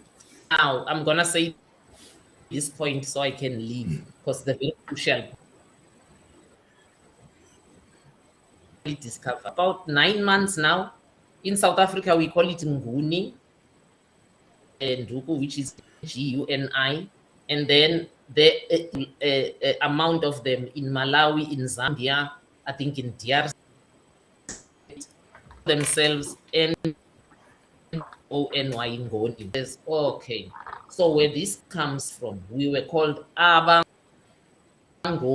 If you translate that into English, the ones who don't sin. So I think we lost it and said Nguni. Here's the thing. Wow. Abangoni were criminals to now start looking at the. Yes. You are wired through the DNA of non-sinners. Abangoni, that's who people were. The religion comes and tells you sin. I just wash my hands. So the parting message, what needs to be done, analyze speaking against religion. I will act against you, but you know what? Someone must. We do what we do, sis. We know we don't care what people like think. You, yeah. I don't tolerate religion, and we shouldn't. I think I'll leave it there. Thank you. All right, thanks, sis. Khanyi, to you. I think Mama K actually highlighted a very important point about our background and us being non-sinners. And for me, if we look at the moral standard for society, the bar is extremely low because the bar has been set by religion. Before religion, everybody understood that every action had a consequence. As a consequence, yep. Because my actions, I was held accountable to my creator. My relationship was with the creator. Now, when you insert an intermediary, the problem becomes that humans are infallible. The point being, that's why we are not supreme. We are infallible, we make mistakes, we're subject to error. But the problem now is that the standard for morality is a human standard. And that's what we are seeing play out globally today. That same standard is what's finding itself within the legal system and why there's such weak enforcement. It's because at a judicial level, you've got judges sitting there with all the biases and with the prejudice deciding when to apply and when not to apply, depending on who is in front of them. Yeah. So for as long as the law that we are upholding is not the spiritual law and the cosmic law, society and the world will continue to look exactly how it looks. And it will only continue to get worse. Because the more that they want to do, the more they put down in law. How many laws do we have? The amount of laws that we have, province level, national level, country level, internationally, the world should be perfect. How does it even make sense that it looks the way it looks, right? Tell me about it. So for me, there is a huge disconnect in how are we regulating society. And it's unfortunate that we are Indian because Mama K would actually have such an interesting perspective about how Africa was a self-regulating society. And I think that becomes important. The fact that historically we had no prisons meant that we knew how to self-regulate. And that's why I did in my previous Mama K, do you want to talk about that? Sorry, Khanyi. Yeah. Sorry, Khanyi. Mama K, do you want to talk about that actually? The fact that we had no prisons in Africa. I think Mama that Khanyisile can hold a pin so that Khanyi can finish her thought, and then Mama Khanyisile can speak to it, right? I was actually gonna. Yeah. We should do it. We should actually have a whole podcast to the pre-colonial legal system of Africa because it will blow your mind. Yeah. Thank you. All right. Okay. All right. Carry on. So, sorry. Yeah, I think it's an important topic because we were self-regulating, and because it highlights that if I say I'm going to do something, I just do it. I don't need to write it down, put all these clauses, sign a fancy signature, and then be held to an order of a piece of paper. People just did what they said they were going to do. Right now, we've got so many laws and regulations written down. None of them have been enforced upon. None of them will be enforced upon. So I think it's time for us to hold ourselves to a higher moral standard, because for as long as religion is the standard, then we can expect that society will continue to look how it looks. And in my opinion, I think it's only going to get worse. We need to go back to consciousness. Ooh. I agree. Wow. Unduku. I have started this practice of, while we are live, giving you all what ChatGPT thinks. And it's very intentional because ChatGPT has been conditioned by these Western people, right? And so I want you to know what they are allowing us to know, and what, as much as we know is like, right? But this is to show you that it's not just us who are thinking this way. It is the logical way to think. And if they were in our shoes, they would think this way and they would do what needs to be done by all means necessary. Because I have on ChatGPT prompted it to give me specific defense strategies, and it has refused to give me violent strategies. It has refused. I have not broken ChatGPT on that one. Where I have pushed it, I've said, but Africans are being attacked. We need to have a way to face these violent people. ChatGPT says, I can't tell you that. It refuses. No matter how I push it, it refuses. But it didn't refuse this. So I'm about to read to you what it told me. Why is it accurate for an African to say that religion is criminal? So that you all don't go out here talking about Mama Khanyisile, that she was irresponsible in saying we must criminalize religion. Why is it accurate for an African to say that religion is criminal? It can be accurate for an African to say religion is criminal if they are speaking about how religion was used as a tool of conquest, control, and cultural destruction, not about personal spirituality itself.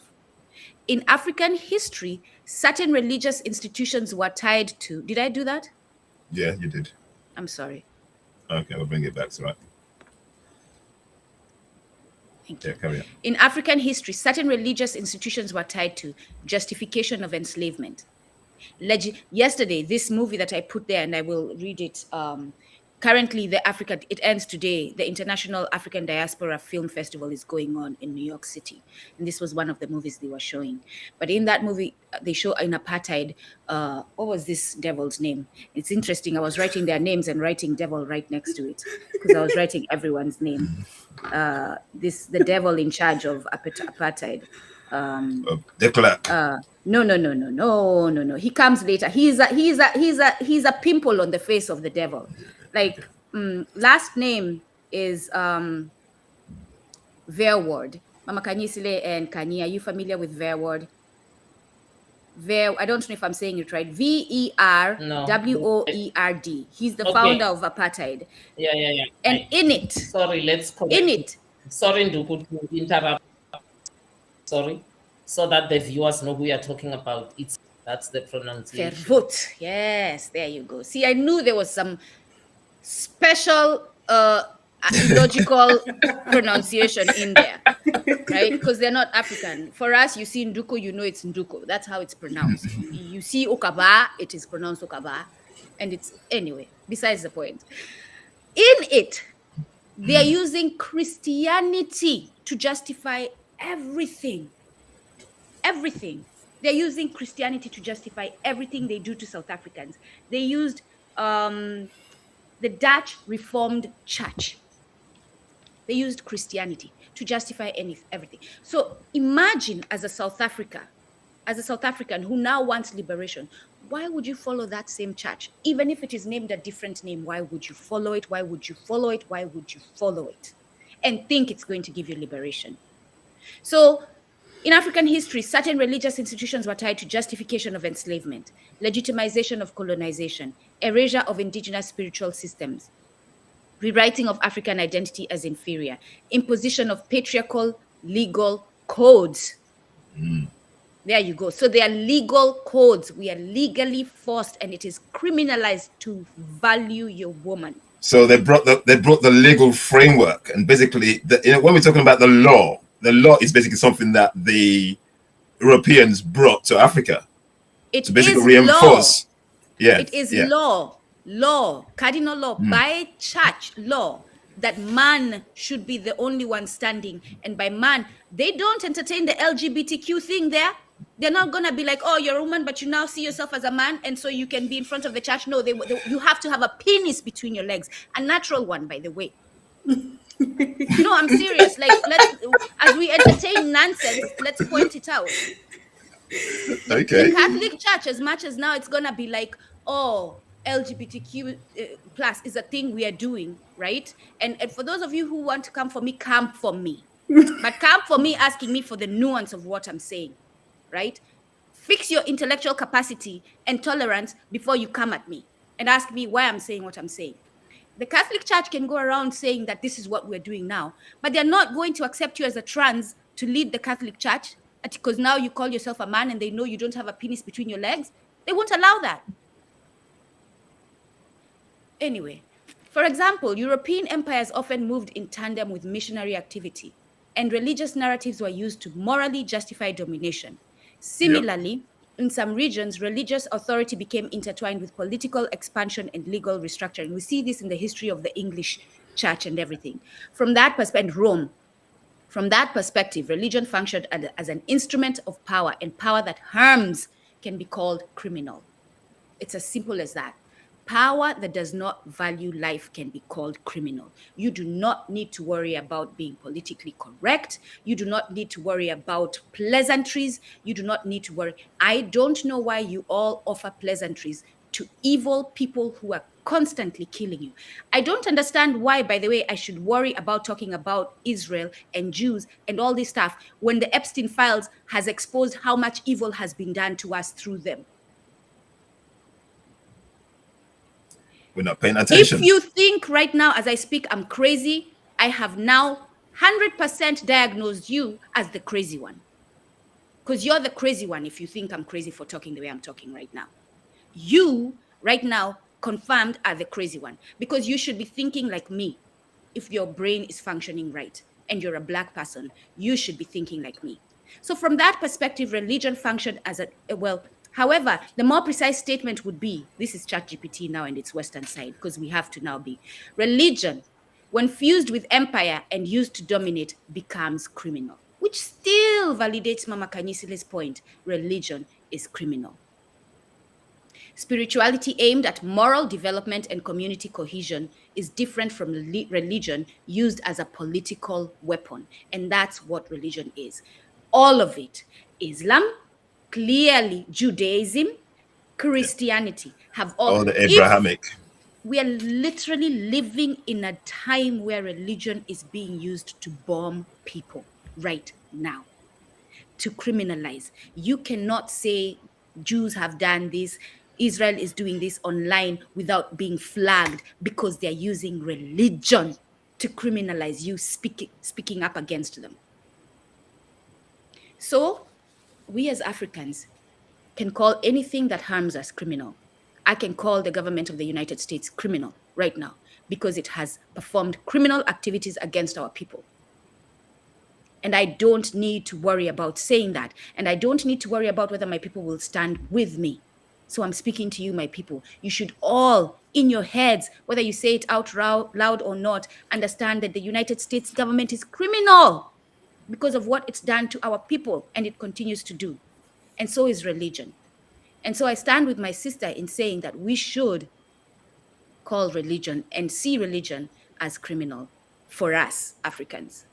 And then the solution, Oladile, we have to start educating outside of the Western way of seeing things. Yeah. We have to build, we have to break down, remove, get rid of, burn. One thing they did to South Africans during their apartheid, do you know that they destroyed their homes, crushed them, demolished them, burned them, their homes? And then they had to, that morning there was a truck that showed up in front of what used to be your home.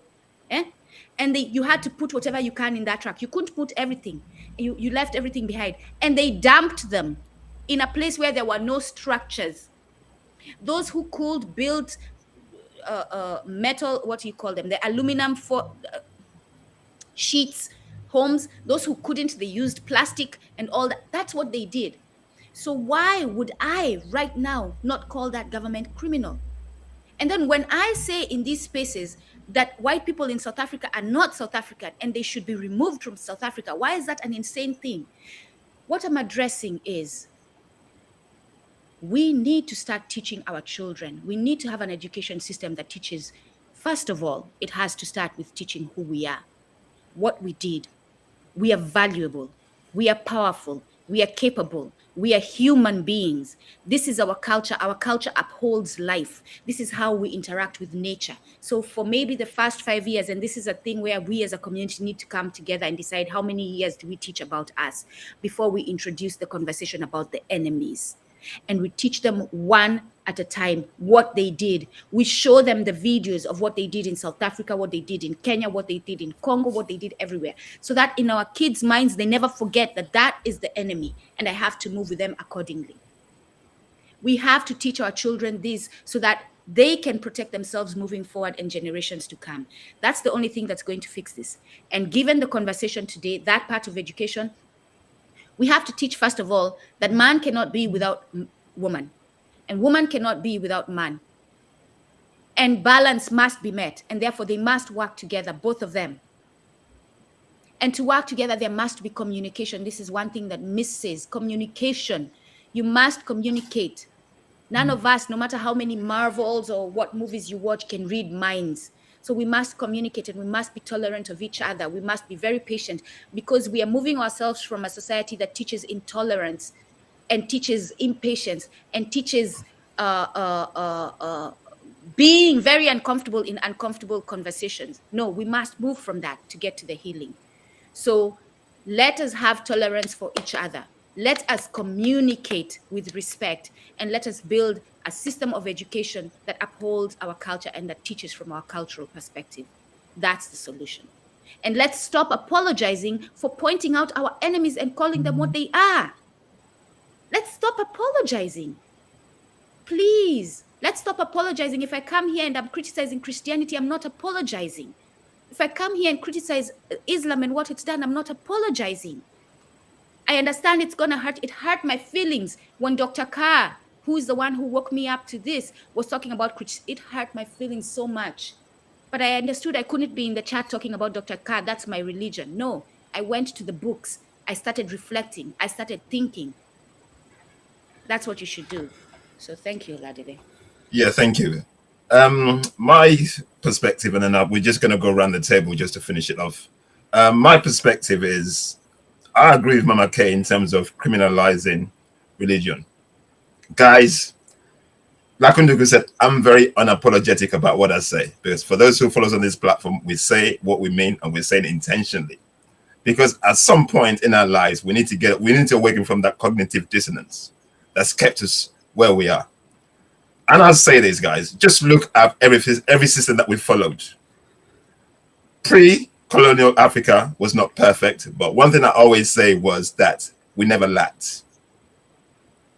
And we had the moral code that guided us, that was acted as a checks and balances about what we did. That was in place. And those things were in place without religion. So we Africans knew how to exist, and we knew how to check on ourselves, and we knew how to do what we need to do to basically exist and live in balance with nature without decimating it. This is basically how we lived. And then lo and behold,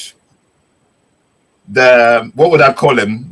They came with their so-called, they came. The viruses. They came with the viruses. And that virus they infested us. They infested us. The viruses.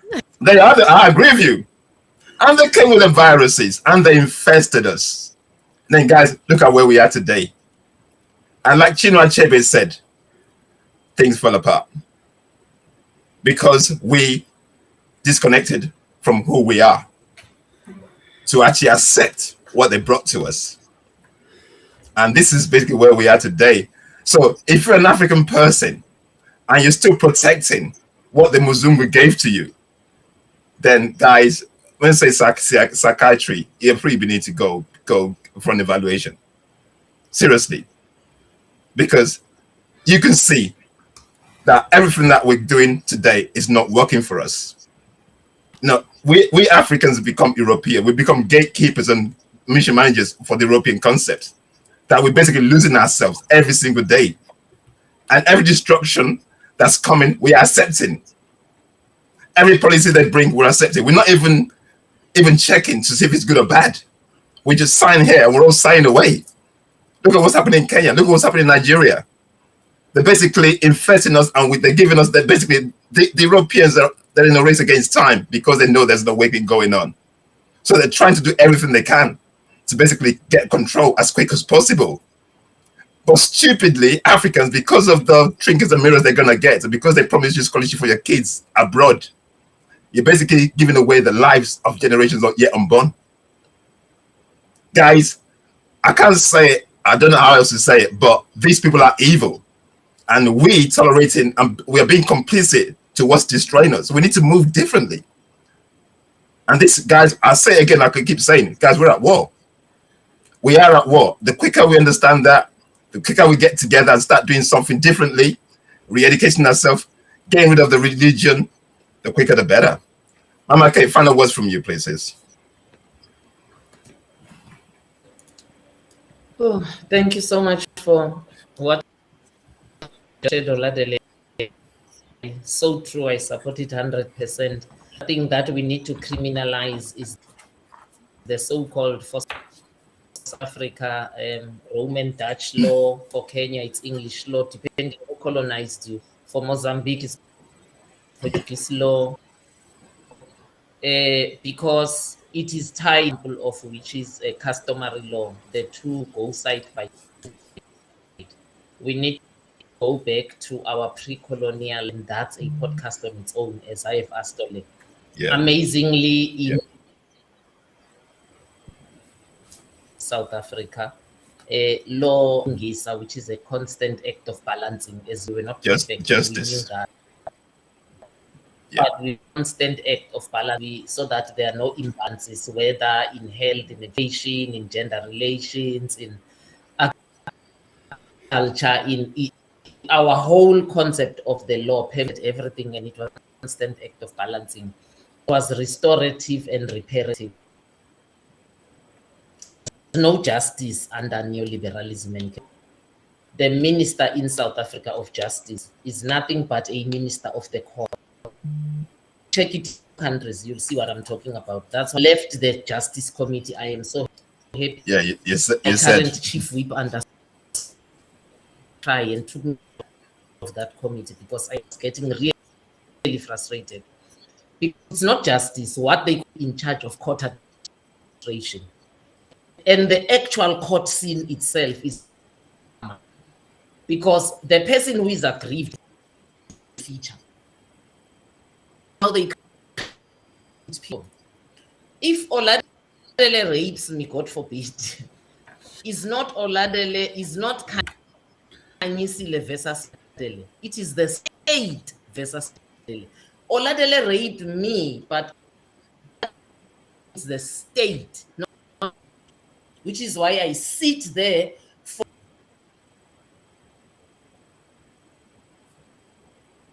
Everybody else is talking, and my lawyer, what is talking and sitting there like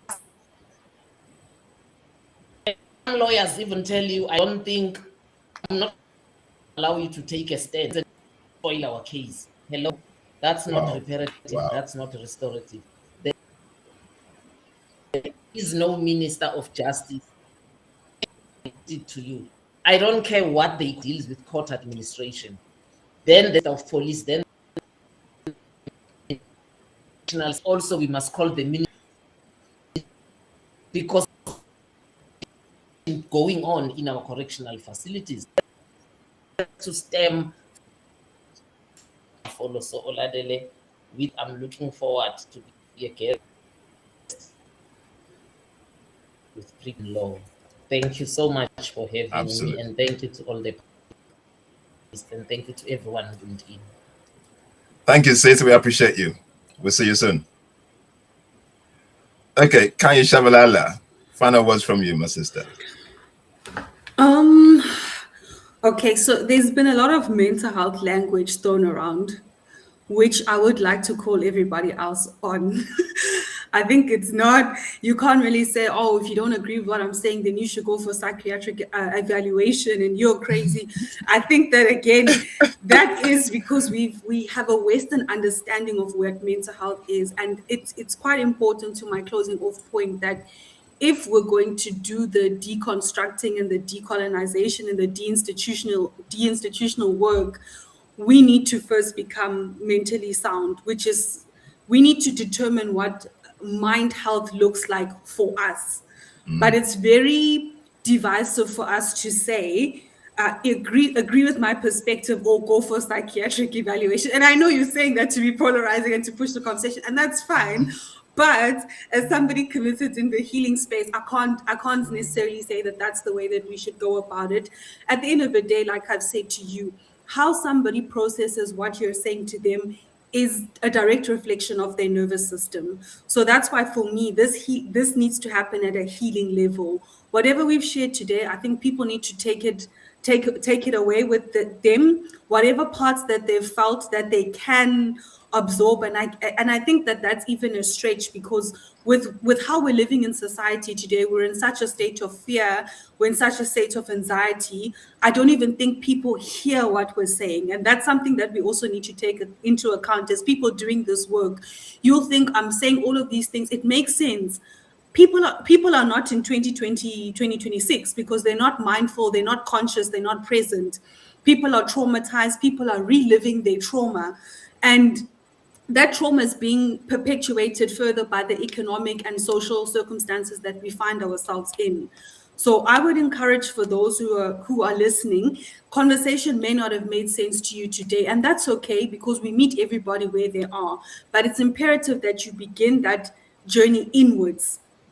And then you will be able, I think that the emphasis should be on how can you become better individually. Yes, we will deal with the structural and the systemic issues, but we must always remember all change starts with you. Once you are right, body, mind, and soul, your external environment will begin to show, and then you'll be able to be a vessel for other people, and then be a bit more helpful in trying to deconstruct on a structural and systemic level. So it is difficult work to do. No one is expecting people to do it on their own. We're going to work the journey together. It's uncomfortable and it's painful, but we must be ready to first heal as a society first before we can do all the other work that we've spoken about today. Thank you, Khanyi. I love that. Undeku, final words, please. Khanyi, I hear you. I hear you loud and clear. I'm going to say, however, that those people you're so concerned about their feelings and mental state are not worried about calling me crazy when I speak the way I speak, which is why I say, and it's, by the way, I don't do anything here. I don't follow that Yes. I don't follow, right? I don't follow that trend of doing podcasts where I say the outrageous things so that you can subscribe. I don't do that. The outrageous things I say, I actually believe in. I truly do believe in. I'm calling you crazy because you're calling me crazy. I'm saying to you, when you call me crazy, that you're the crazy one, because what I'm saying is what a sound mind should be in. And the other thing I'm noticing is, Khanyi, this system of mental wellness that you're under, that you've gone through, is Western. And what it has done, it has made us weak people. It really has. There's more suicides. You think about it. With the prevalence of this system that caters to us and takes care of us and makes sure that we don't say the harmful thing, because you're going to hurt someone's feeling and they're going to lose their mind and they're going to be, that system has made us now more susceptible to suicides. It has made us more susceptible to mental instability. So that system is not working. It's not. And the system where I was brought up with my parents and our culture telling us, Nduku, why are you behaving like that? That is not the way to behave. What do you think you're behaving like that for? Like, straight up told you what was wrong. That system strengthened us. It empowered us. I never thought of suicide. Even when I was in my lowest low and the thought came to mind, I was like, I have children, I have family. What am I thinking about this for?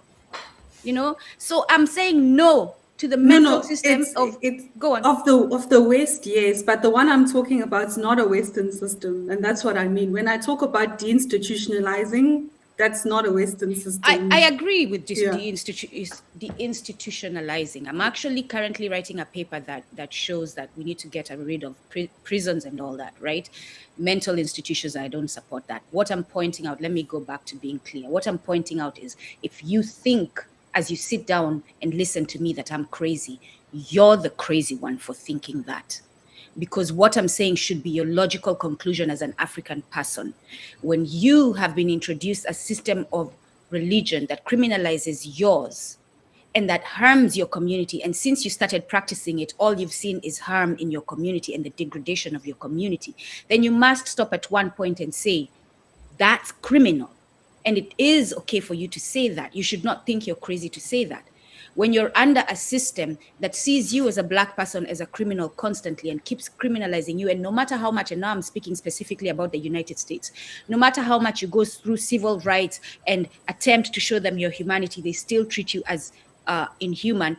You must be okay with saying that system is criminal. And you shouldn't be worried about skirting around that and finding nice words and nice way to say that. That's what I'm pointing out, right? I, of course, let me make it clear, have love for Black people, but Black people who understand that we are humans, Black people who are pushing for our well-being, Black people who are willing to reject and detach from systems that harm us, right? So this is what I'm going to say, parting words. Communication, communication, communication. And let's be tolerant of each other. I shouldn't be in a space where we are talking about liberation, and when I say that LGBTQI plus is an issue, you all shut me down. You should be willing to hear why I'm saying this, so that we can identify the problem and solve it. Because to shut people down when they say stuff like that is to avoid dealing with the problem. The problem continues to fester. And we will be angry with each other and we will be upset. It's okay. But can we come back next week and work with each other despite that anger? And you will notice I'm not walking away from spaces where I'm angry. I'm always kicked away from those spaces. I'm always kicked away. I will, even when I'm mad at you all, I will still come back and no, for real. Like I still show up and work with you all, even when I'm so mad at you all and judging you all. I have put myself in uncomfortable situations, which is why I demand it of you all. I am living very uncomfortably right now, judging myself and being judged and all that, but still coming back and loving those people who do that to me. So I'm not asking of anyone what I'm not doing myself. And this is where we need to get to if we're going to solve any problem right now. We cannot continue indulging this nonsense that Western mental system has to. And the irony is that they're the ones causing us the mental instability. And then taking away the tools that we already had to deal with that type of thing, right? You do have to have tough skin in a way. Honestly, in the African way, you do have to have it. You cannot be that susceptible to the pressures that, because there are so many of them. And this is the place where we have failed our children in teaching them that life is going to be hard. Prepare yourself. Suicide is not an option because now you've selfishly taken yourself away from the community that needs you. And then by doing it too, you have brought harm to the community because they have to deal with that with you, because we are a community that values life. And therefore we start by valuing our own life. I hope I'm making sense through all that talk. Yeah, you're making sense. Yeah. You're making sense. Okay, final words from me. Last sentence from what was said. Okay. This Western side truly makes us weak.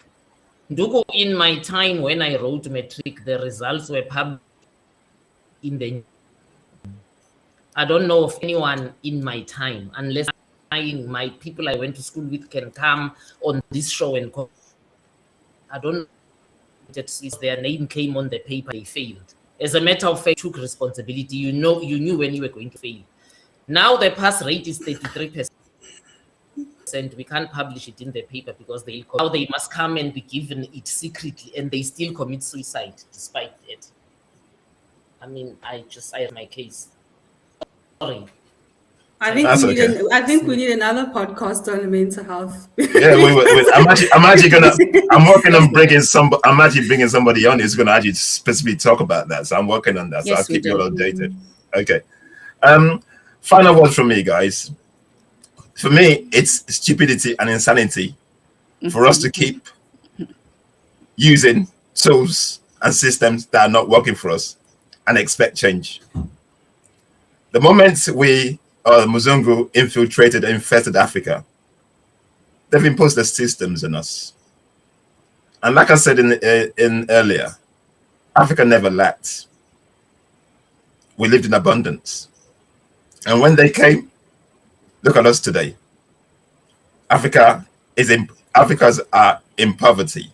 Not the poverty that we created, but the poverty that the system created, that create lack, that we have to go chasing after things that they've created, materialistic things that they've created, for us to be relevant in a capitalist system that we never had.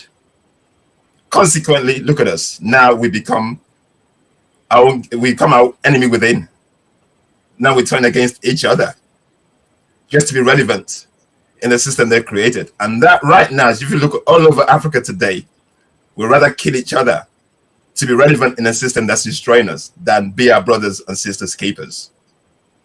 This is basically what religion has done. This is what the education has done. This is what all the systems has done. And for us as Africans, if we think this is normal, I've got to say, we are delusional. We're deluded if we keep believing it's normal. I have to say other way. Sorry, Kanye, I know you're kind of subtle, and but if you think that these systems are working for us and you think you're okay with it, then you're a bigger fool than I thought you were. Anyway, that's my parting words. Guys, thank you very much for being part of this. And I keep forgetting, guys, if you're watching this, please subscribe to our channels. We need to subscribe, please. We know we're doing a lot of work, so we need to get this message out there. So if you enjoy this, subscribe to Kumbukeni, subscribe to the Imagine Alkebulan. What's your channel, Khanyi? Seize the Light Studio.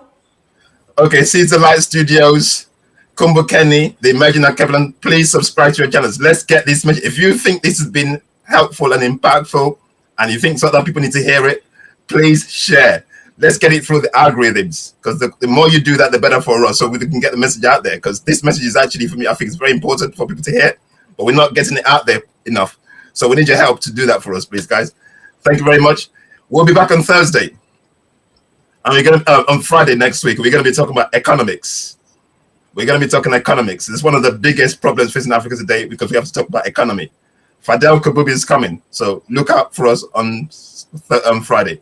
Thank you very much, guys. Thank you. Asanteni, asanteni.